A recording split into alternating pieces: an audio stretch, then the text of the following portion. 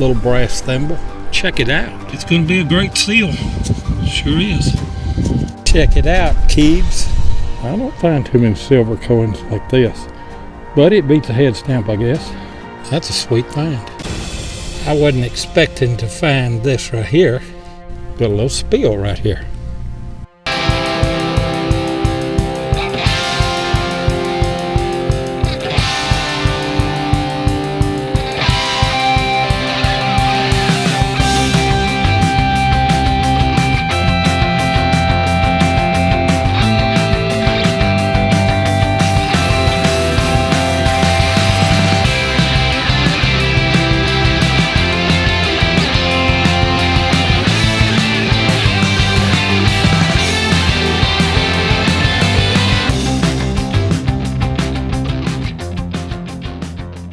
Tell you what,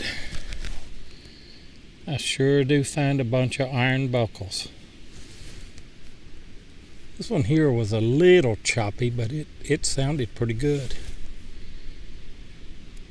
But it's another relic. Not too deep right there. I've got something that I love to find. It's a thimble.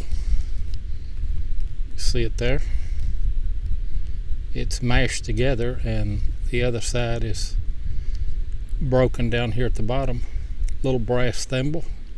Kind of medium-sized brass thimble. I like finding those. You just imagine being back in a holler like this back in the day. Just as peaceful and calm. And hear music from a harmonica come out of that hole right there, ringing up pretty good. Always find harmonica reeds at these old houses. I find a lot of these. I know it's just an old relic, old bit, but I still like finding them. And there's another one. I hadn't looked at this one yet. I was in the hole with a bunch of iron. I'm just getting a little squeak there every now and then. It's not going to be an old nickel though. I was hoping it would be. I'll get a date off it. It's clad. Check it out, Keebs. I don't find too many of these. I found two in 2016. There's the first one for 2017. I'm not going to count them though, because I'll say that I can count on one hand what I'll find in 2 years probably. But that's 3. An oxen shoe. That's an oldie. Well, I got another spoon bowl here. Found too many spoon bowls on this set. In fact, I think I've only found one spoon, maybe 2 spoon bowls. Another relic from this old house. Check it out. Nice little brooch piece. Actually looks better on the back than it does on the front. Used to have stones in it, I'm sure. That's a sweet little find. I wasn't expecting to find this right here. I got a piece of pottery out of there. And then I've got a flat button. Nice flat button right there. Out of that hole right there, I've got another iron buckle. Man, I find a lot of those.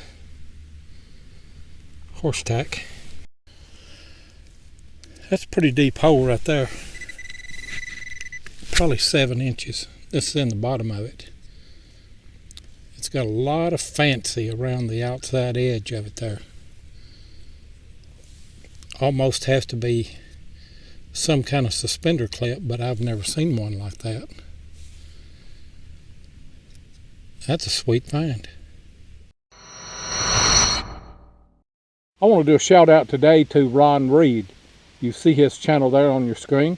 He's a Civil War hunter, makes some good finds and makes some good videos. I will leave a link to his channel in the description below. So check him out, Ron Reed. Like, subscribe, and share. Be sure and tell him that 7 sent you. I think there were some Civil War troops that, well, I know they moved through this area. And I've got, it's not a 44. It's smaller than that. I don't know what kind of bullet that is. It's been chewed on by varmints a little bit. But I will measure and weigh that and try to ID it when I get home. It's a good find. Just a little ways from where I found that pistol bullet, I got a fired round ball, which would be a pistol bullet too. Don't know what caliber, but that's a good find. Out of that hole right there, probably no way to ever tell what kind of bullet that this was. It's been fired and it's been chewed. I can see some rings around it. Maybe a 54 caliber. It's a solid base. 52, I don't know. A varmint had a hold of it though, I'll tell you that.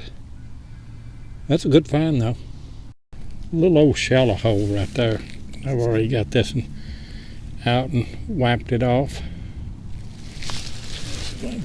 Over here where I can see it. It's Merc.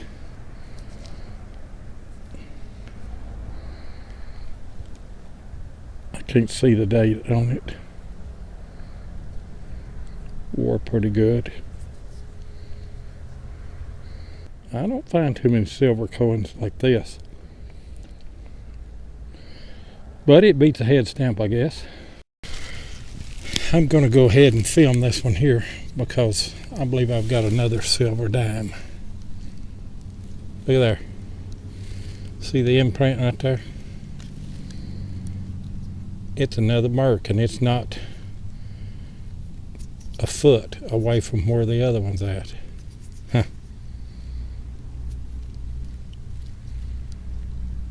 Got a little spill right here. Those 2 Mercury dimes came right there and right there, and I don't mind showing you where I'm hunting. I'm just up in a thicket right here, but there's a hole right here. That's what drew my attention. I don't think it's a cellar hole, but I'm not sure what it is. We don't have cellar holes here like they do up in New England. We'll hunt right around in here though. I sure am having good luck this week on arrowheads. It's not a real pretty one, but it is an arrowhead. I'll take another one. Check that bottle out right there, would you? I dug a signal. It turned out to be a square nail. But I want you to look at that bottle. I want to tell you something. That is an oldie right there. I like that. I've got a big old button right there in the bottom of that hole. I just scraped it around there a little bit.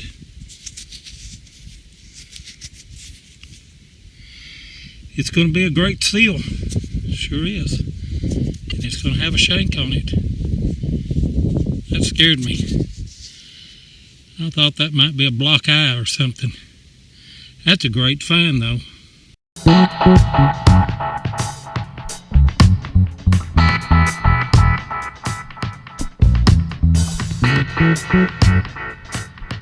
This button that I found is commonly known as the Great Seal button because of the Great Seal on the face of it. In 1902, the Army issued an order that made all previous buttons obsolete, whether it was Army, state militia, or any other separate Army organization. All were to wear the Great Seal, and that applied from private to lieutenant general. The only difference was that bronze would be worn for service and gilt for dress. The back mark on this button that I found is the American Button Company, Newark, New Jersey. I did some research on that, and this button was made from 1901, which was the year prior to this button being issued into service, from 1901 to 1917. So that makes this button a product of World War I. What a great find.